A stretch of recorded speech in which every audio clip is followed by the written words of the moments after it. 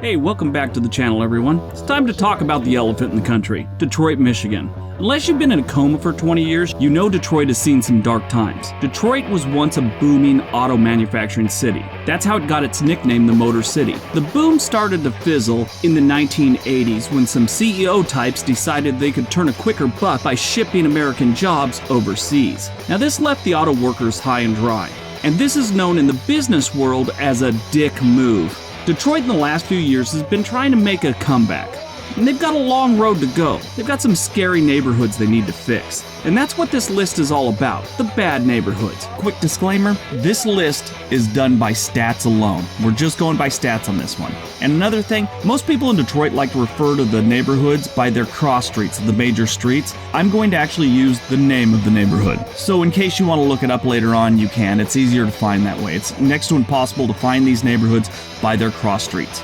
So let's get going. Here's my top 10 worst neighborhoods in Detroit. Number 10.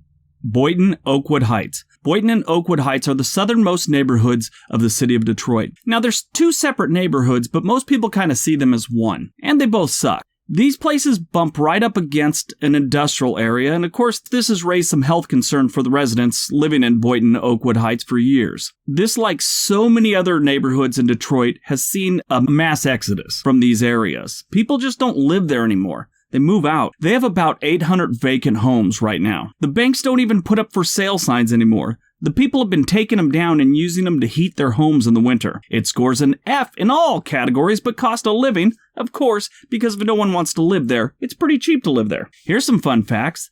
The overall crime rate in Boynton, Oakwood Heights is 209% higher than the national average, and the unemployment rate is 94% higher than the national average. Number 9. Riverdale. Riverdale is in the northwest section of Detroit. This Riverdale is not like the Riverdale you see on that cheesy Archie comic mutation on the CW these days. This place is dirty, it's dangerous, and it's depressing. This is the type of place you move to if your life really hasn't worked out for you, and you've just given up. Here's some good news. You could get a house on the cheap. Here's a screenshot from Zillow. That one for $6K? Yeah, you're probably going to have to move the body of the old owner yourself for that price. I can't believe you can buy a house for $6,000. Here's some fun facts. The overall crime rate in Riverdale is 227% higher than the national average. This one is startling. Only 66% of the people in Riverdale have completed the 8th grade. Wow. Number 8. Griggsdale. Across from the Palmer Park Golf Course is one of Detroit's most rundown neighborhoods, Griggsdale. And I'm sorry if I'm pronouncing that wrong, I'm not from there. This list is done basically off stats and news reports. The only reason you go here to Griggsdale is if you're bargain shopping for hookers. Some streets, such as Robinwood, are more than 80% abandoned and often the target of arson. Not even arson for insurance, arson for fun or warmth. Here's some fun facts. The unemployment in Griggsdale is 244% higher than the national average. The average rent ask is 48% lower than the national average. Number 7. Carbon Works. Besides having a very industrial-sounding name, Carbon Works residents share their little piece of heaven with the Detroit Water and Sewage Plant and is across the Rogue River from the ever-so-toxic Zug Island. Most towns pray for good weather, good schools, low crime. Carbon Works residents just pray the wind doesn't change direction while they're eating. Here's some fun facts. The overall crime rate in Carbon Works is 252% higher than the national average. The unemployment rate in Carbon Works is 72% higher than the national average. Number 6. Briggs. Briggs is a nightmare. Now, this is the neighborhood in Detroit called Briggs. Not me. Now, I'm sure if you talked to anyone I dated back in the day, they'd probably say I was a nightmare too. But this video isn't about my problems, it's about Detroit's problems. Briggs is also known as North Corktown, or it's kind of next to North Corktown. They kind of bleed into one another. The first thing you notice about Briggs is the strange amount of open land. Detroit started bulldozing vacant houses some years back, and Briggs was filled with them. So now you have like one house on a block that used to hold like 20. The rest is just empty fields. It's really eerie and it's really strange looking. I encourage you to Google map it. It's pretty weird. Here's some fun facts. The overall crime rate in Briggs is 263% higher than the national average. There's hardly anyone there. Who's committing all these crimes? The average home price in Briggs is 88% lower than the national average. See? Cheap land. That's one bright spot about Briggs. This place is a nightmare.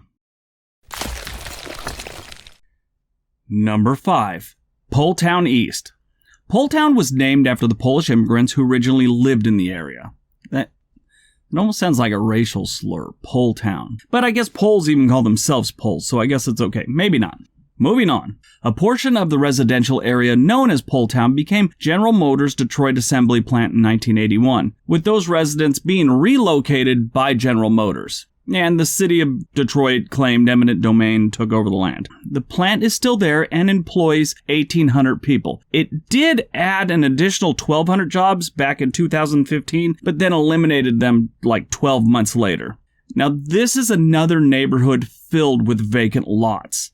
It's one of those ones you see like 2 houses where there used to be 20 and the rest is just, growth. It's not even like building growth, like bushes and stuff. You'd be surprised what you can find in those bushes. Here's some fun facts. The overall crime rate in Ptown East is 218% higher than the national average, and the unemployment rate in Ptown East is 175% higher than the national average.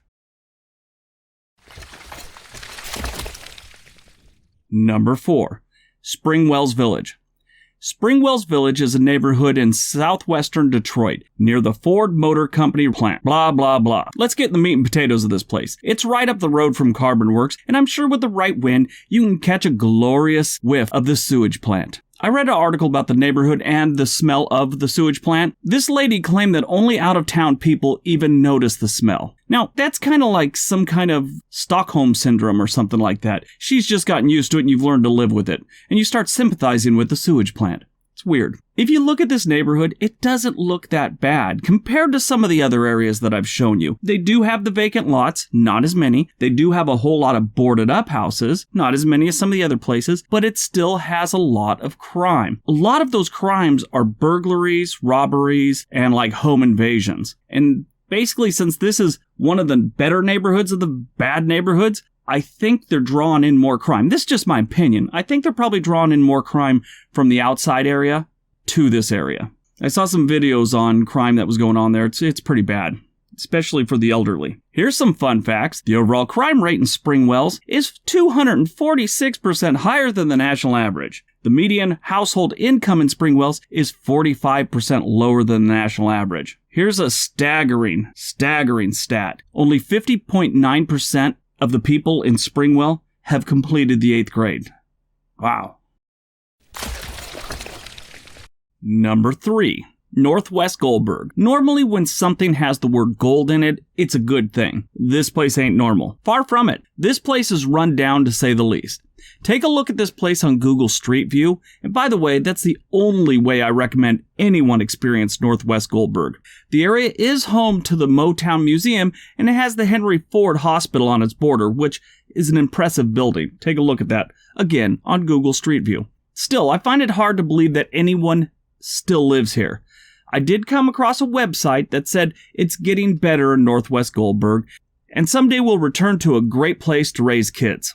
Someday maybe. Today, not so much. Most kids today in Northwest Goldberg don't get a bedtime story. Instead, they get their Miranda rights read in the back of a patrol car. Good times in Goldberg. Here's some fun facts.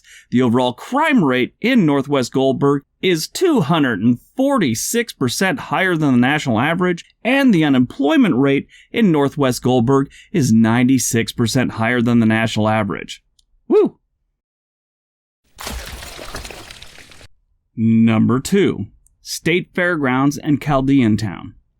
These two are right next to each other and are both hellholes. The State Fairgrounds has almost no residents but plenty of crime, and Chaldean Town used to have a good-sized Chaldean community, so they named the neighborhood after them. It's now known as Northtown by some, seeing that most of the Chaldeans have skipped town. Today, most of the homes and businesses are vacant and need to be torn down, but are mostly boarded up or burnt out. This place is a step above a ghost town. So bad that maybe that show Ghost Hunters could do an episode or two here. I'd love to see that episode, as they try and contact the ghost of Maurice the crackhead.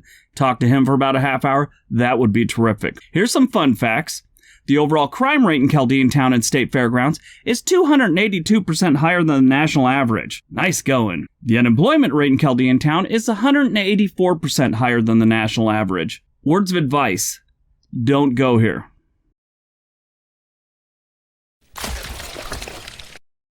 And number 1, Ptown East. Ptown East is one of those places that nobody ever tells you that's where they're from.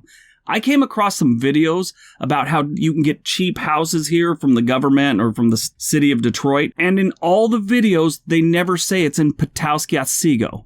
They always say things like it's with a view of this neighborhood, or walking distance from this neighborhood, a half a mile from this neighborhood. They never mention the neighborhood. And for good reason. AreaVibes.com gave it the lowest score I have ever seen, a 41. And it says it's barely livable. I saw another one that was barely livable, but at least that one had like a 46 score. This one's a 41. And that's not good. The street view on Google Maps is depressing to say the least. When I look at it, I think to myself, oh, that's what our country will look like if our government ever collapses. The best way to describe this place is eyesore. Now, I said that they're trying to sell these houses, and they sell them for really cheap.